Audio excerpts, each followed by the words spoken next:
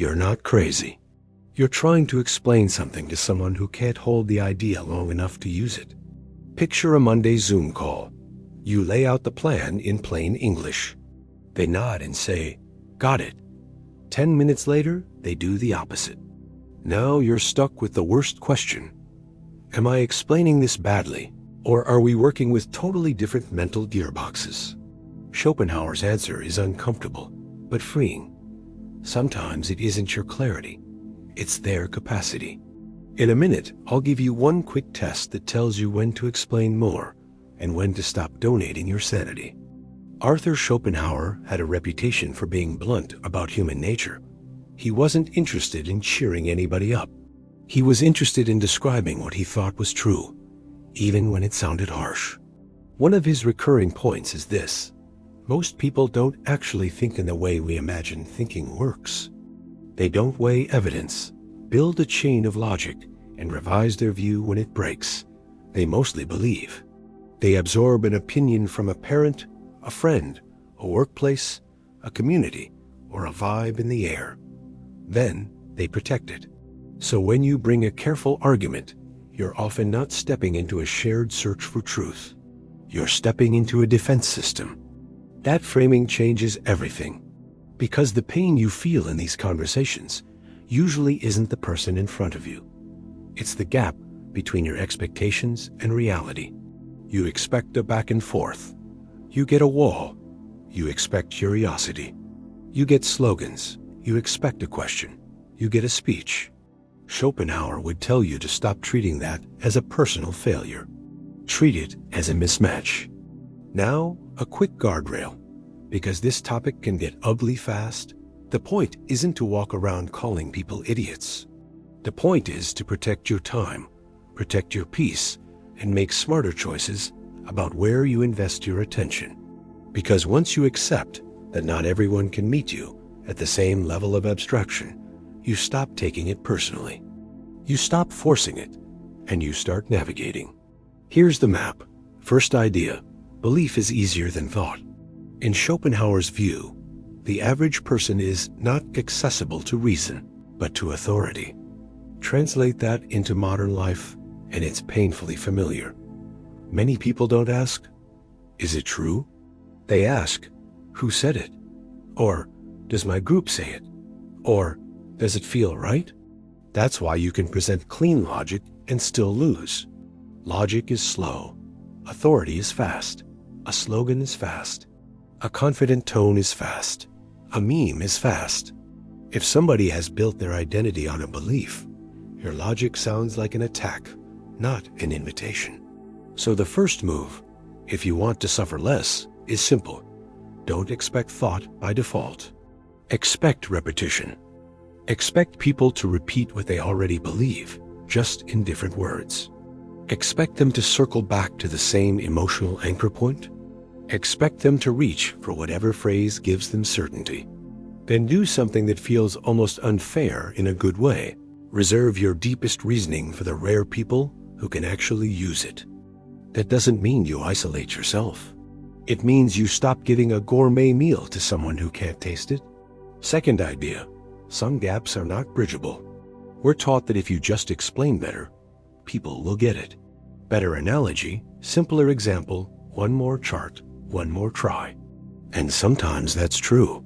Sometimes you just needed a cleaner explanation. But sometimes, in Schopenhauer's view, the limitation isn't motivation. It's capacity. Not won't, can't. You can't explain calculus to someone who's still fighting with basic arithmetic. You can't have a nuanced conversation with someone who only processes in two buckets: good or bad, right or wrong, us or them. And here's the liberating part. If you're dealing with a real capacity gap, your extra effort doesn't build a bridge. It just burns you out. So what do you do instead? You give people what they can actually receive. That might mean you communicate in concrete outcomes instead of concepts. You talk about what happens next, not why it matters. You keep it simple, not because you're dumbing yourself down, but because you're choosing the minimum effective message. And if the situation demands a level of understanding they don't have, You redesign the situation. You change who owns the decision. You change the process. You add a checklist. You get it in writing. You reduce the need for interpretation. That's not cynical. That's operational. Third idea, confidence is not competence. Schopenhauer had this line about fighting stupidity being a hopeless battle. One of the reasons it feels hopeless is that low-skill thinking often comes with high confidence. Why? Because doubt is a cognitive skill. To doubt yourself, you have to imagine alternatives. You have to hold two possibilities at once. You have to consider that you might be wrong. That takes mental flexibility. So the person with the least ability to evaluate their own thinking may also be the person most certain they're right. You've seen it. You present clear contradictions, and they don't flinch. You show a logical error, and they glide right past it. You prove the point, and they double down with even more certainty. Modern psychology has a name for this pattern, but you don't need the name. You need the move. The move is, don't wrestle with aggressive certainty. If someone is performing confidence as armor, your facts don't get through. And the longer you engage, the more you get pulled into their frame. You start arguing about their side quests. You start defending obvious points. You start spending 5 minutes on what should take 5 seconds. That's the trap. It's not just that you don't change them. It's that you lose yourself. You lose clarity, patience, and sometimes even dignity. So set a rule. If someone meets every point with certainty plus hostility, you disengage, not as a dramatic exit, as a quiet choice.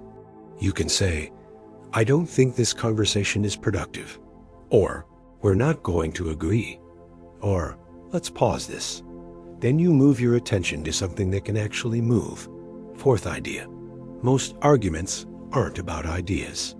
They're about feelings. This one is huge.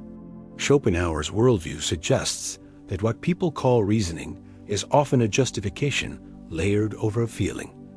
The feeling comes first. Then the brain goes shopping for a story that makes the feeling sound noble. So the person isn't defending a conclusion, they're defending the emotional comfort that conclusion provides.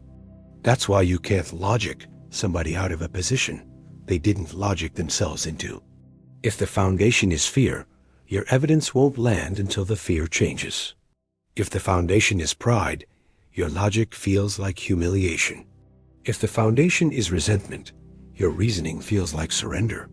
So when you notice that pattern, stop treating it like a debate. Treat it like weather. You can't negotiate with the weather. You can only dress for it. In practice, this means you ask a different question.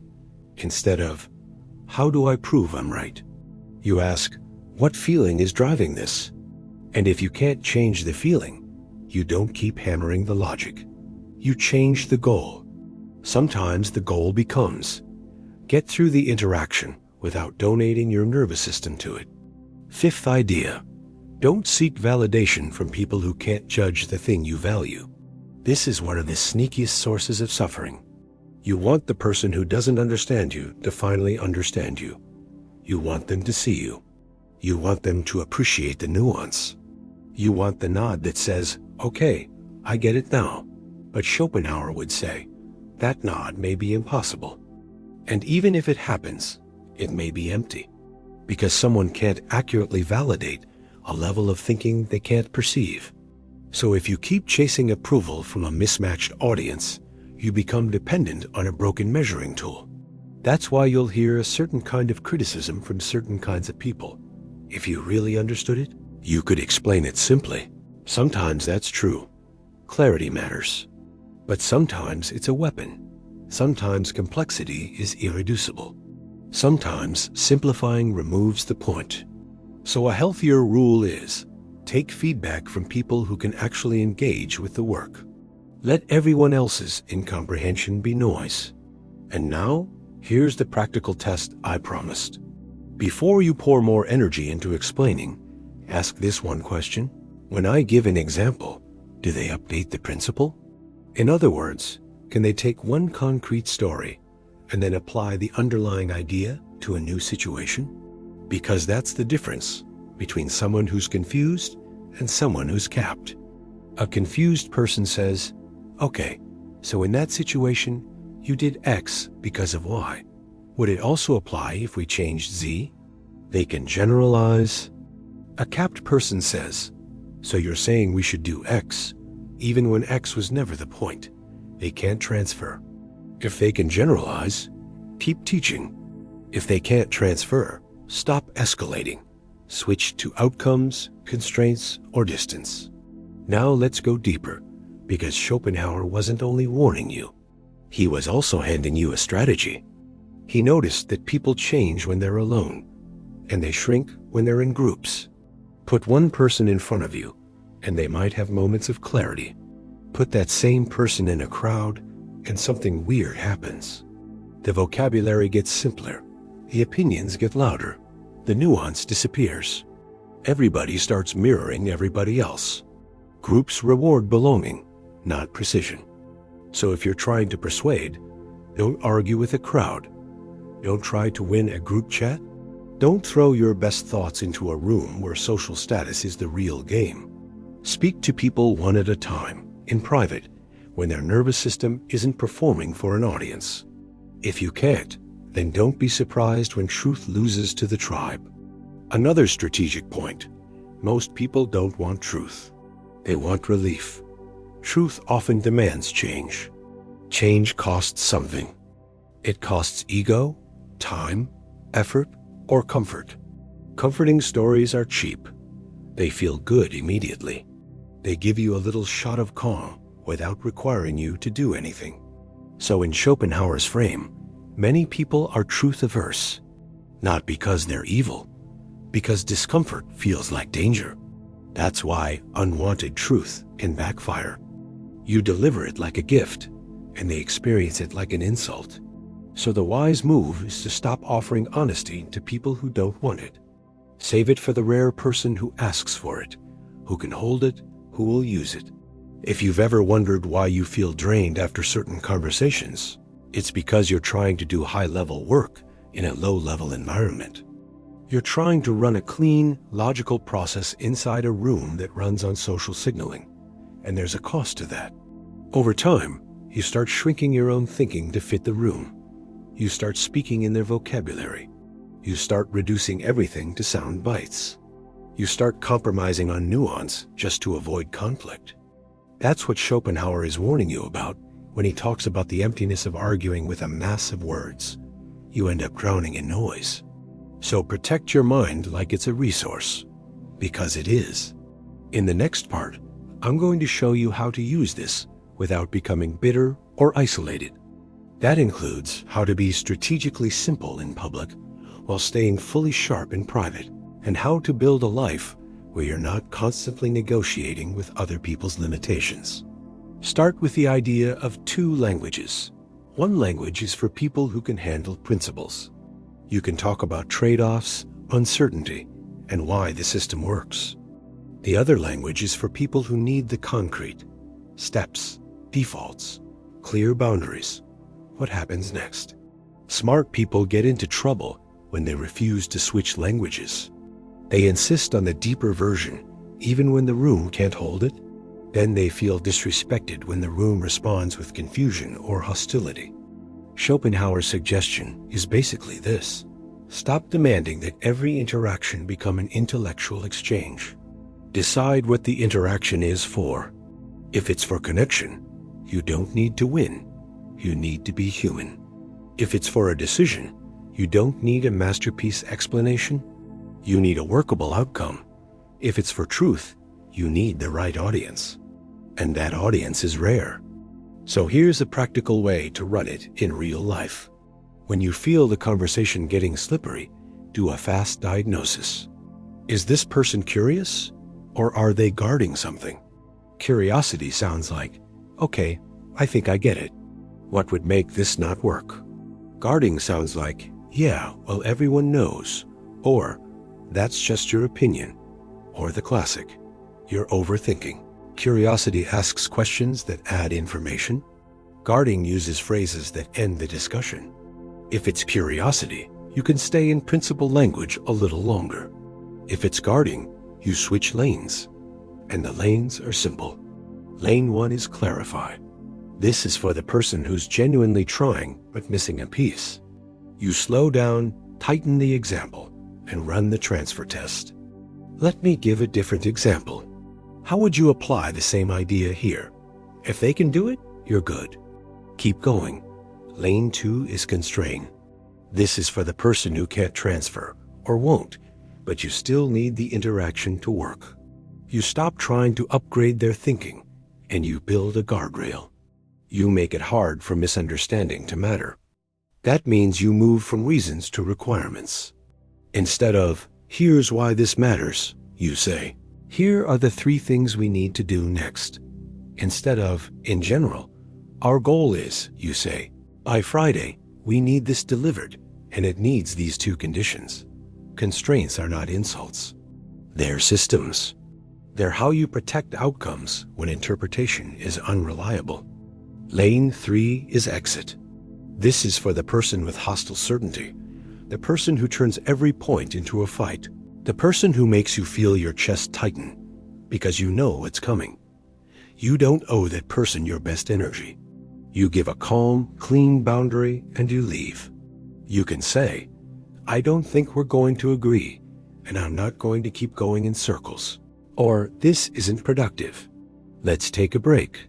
Or, I'm going to step away. We can revisit later if we can keep it respectful. Then you stop, not as a punishment, as a self-respect move.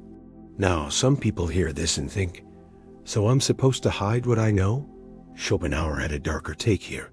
He thought showing intelligence in the wrong environment invites resentment. Not always, but often enough to notice. And honestly, you've probably lived this. You explain something clearly, and someone rolls their eyes. You offer a nuance, and someone calls you pretentious. You solve a problem, and someone says you got lucky. It's not about your idea. It's about how your competence makes their insecurity visible. So yes, there are situations where discretion is smart. Not shame. Discretion. You don't bring a chef's knife to cut a paper towel. You don't bring your full intellectual force into every room. You pick the right tool for the right environment. With your people, the ones who can think with you, you go all the way. You explore. You argue in good faith. You change your mind when the evidence changes. Those relationships feel like oxygen. With everyone else, you keep it simple. You focus on what works. You stop trying to be understood by someone who doesn't have the equipment to understand you. And if that sounds lonely, here's the subtle shift that makes it healthier. Instead of saying, nobody gets me, you say, not everyone is meant to be part of this conversation. That's not superiority. It's fit. And fit is something you can design for. You can build a life with more high-signal people in it. It won't be a crowd. It doesn't need to be. A handful is enough. Now, here's the part that turns this from defense into advantage. Once you accept that a lot of people are driven more by emotion, authority, and habit than by careful reasoning, their behavior gets easier to predict, not in a creepy way, in a practical way. You stop being shocked when someone chooses comfort over accuracy. You stop being shocked when a confident person gets followed, even if they're wrong. You stop being shocked when a group punishes nuance. You see it coming. And when you see it coming, you can plan. You can choose the moment, the setting, and the language that actually lands. For example, if you need buy-in for a decision, you don't start with a lecture. You start with what they care about. You start with impact, risk, time, cost, reputation, relief. Then, if they're capable, you can layer the logic after. If they're not, you keep it at the level they can use. This is what Schopenhauer meant by operating with precision. You don't fight the terrain. You navigate it. Another part of precision is knowing what you are trying to accomplish. A lot of smart people use debate as a coping mechanism. They feel disrespected, so they try to force respect through logic. But logic can't force respect. It can only clarify the situation. So decide what you actually want. Do you want agreement? Do you want compliance? Do you want peace? Do you want truth? Different goals require different strategies. If you want truth, you seek out the rare person who treats conversation like discovery, not like a court case. If you want compliance in a workplace setting, you write the process down, get confirmation, and create checkpoints. You stop relying on interpretation. If you want peace with a family member who always escalates, you stop offering them your deepest thoughts. You give them the polite version, and you save your real life for elsewhere. That's not giving up. That's choosing where your mind lives. Now let's address the fear underneath all of this. The fear is that if you stop explaining, you're becoming cold. Or that if you accept limits, you're becoming cynical. But there's a difference between contempt and clarity. Contempt says, they're beneath me. Clarity says, this approach doesn't work here. Contempt looks for someone to blame. Clarity looks for the most effective move. And Schopenhauer's whole point, at least in this part of his philosophy, is that you suffer less when you stop arguing with reality. Reality is that ability differs. Temperament differs. Openness differs. Some people can hold nuance. Some can't. Once you accept that, you stop asking the impossible from ordinary interactions. You stop trying to squeeze depth out of someone who's giving you noise. You stop trying to get a thoughtful review from someone who only does vibes. And you stop confusing volume for intelligence. Now, to make this concrete, here are a few scripts you can keep in your back pocket. When someone is stuck on a slogan, you can say, okay, what would change your mind? If they can answer with something real, you might have a conversation. If they can't, you just learn what you're dealing with. When someone gets hostile, you can say, I'm not doing this if we're going to talk to each other like that. When someone keeps missing the point, you can say, let me check something. Can you tell me how you'd apply this in a different situation? And when you realize the gap is unbridgeable, you can say, got it. Let's focus on the next step. That's the shift. Next step over perfect understanding. Schopenhauer wasn't offering you a way to fix everyone. He was offering you a way to stop bleeding energy. Because the real loss isn't that someone fails to understand you. The real loss is that you keep paying for that failure with your attention, your patience, and your sense of reality. So take the lesson and take it gently. Expect less from random conversations. Expect more from your reminder system, your process, and your boundaries. Invest deeply in a few people who can actually meet you. And when you run into the loud certainty, the emotional reasoning, the groupthink, the endless circular debate, you don't have to win. You can simply choose not to participate. That's not cynicism. That's precision. And if you practice that, something surprising happens. You get calmer. You get clearer. You stop shrinking yourself to make other people comfortable. And you start spending your time where your thinking actually produces a return. That's how intelligent people deal with people who can't think at the same level. Not by calling them names. Not by trying to educate them into a different brain. But by seeing the limits, choosing the right lane, and moving forward without bitterness.